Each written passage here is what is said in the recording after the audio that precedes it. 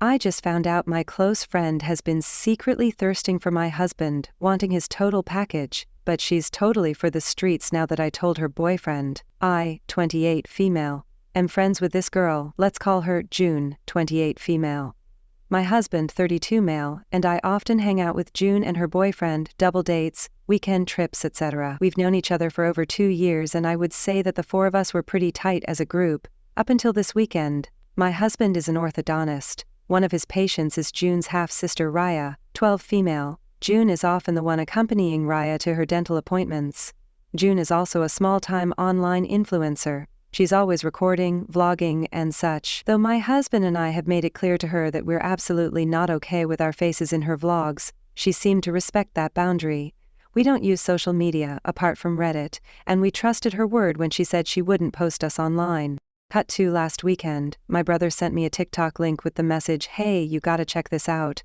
I opened the link and it directed me to June's TikTok account. She doesn't have many followers, but the particular video he sent me had like 500,000 views. Lo and behold, it was a video compilation of my husband with the title, "God, I see what you've done for others." The video was honestly the creepiest thing I've ever seen. She had recorded my husband during various double dates, and it was clear he wasn't even aware he was being recorded.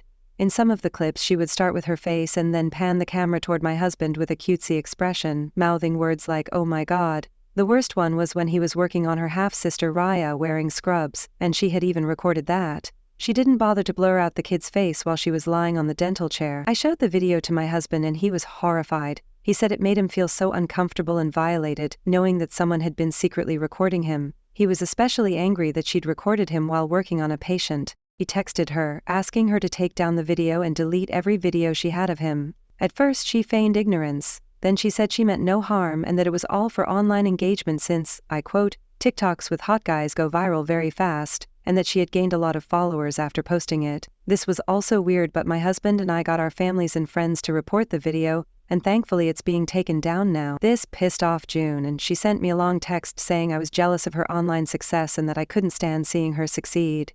I replied saying, "You're delusional and unhinged. You're not successful, and you'll never be. Stay away from us, you creepy weirdo."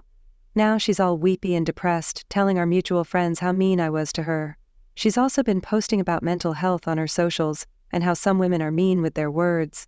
Update, 2 days later, my husband's practice reached out to Raya's parents and informed them about the situation via email, as they wanted everything documented as I mentioned in the comments. The parents have responded. They are shocked and very, very apologetic. They have agreed to chaperone Raya at her appointments instead of June.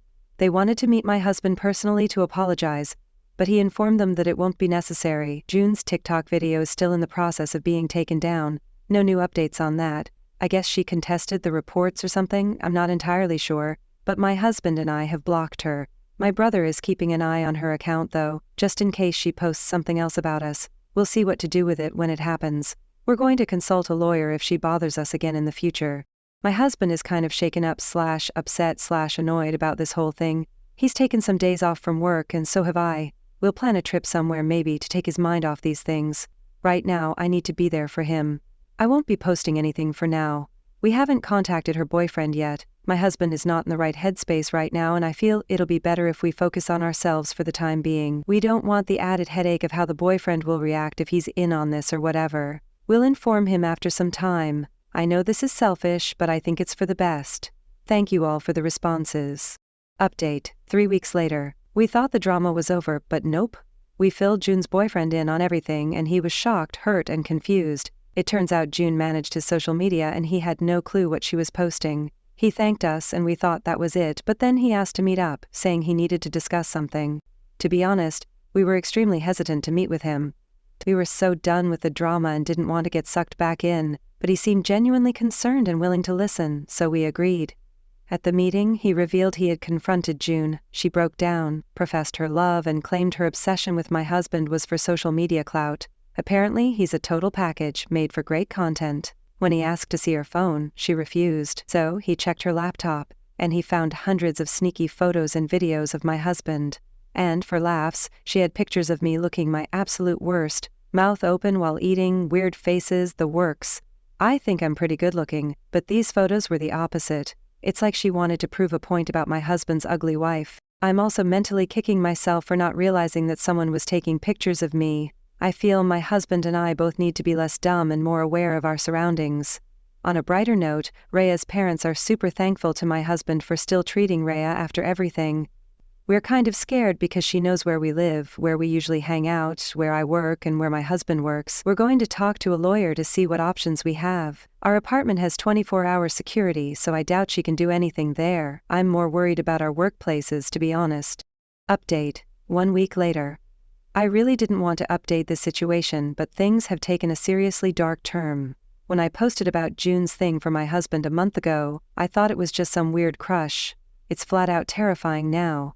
The day after my last post, my husband got a super creepy message from a random number. "You have got it all wrong, please meet me. I'll make you understand." We've freaked out. Lawyers and cops are on it trying to get a restraining order. Both our workplaces have ramped up security and we've warned friends and family to keep an eye out. This whole thing is destroying my husband's mental health. He's anxious 24/7, wondering if he's being followed.